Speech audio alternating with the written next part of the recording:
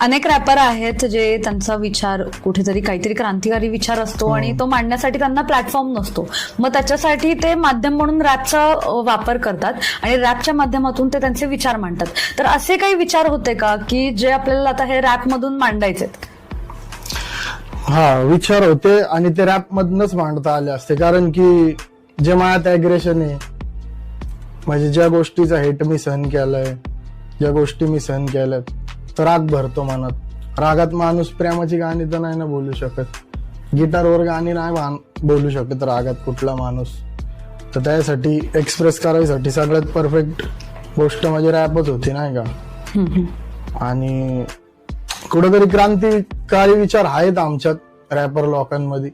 म्हणजे रॅपर एक मुळात विद्रोही असतो, नाही का, बघायला गेलं तरी.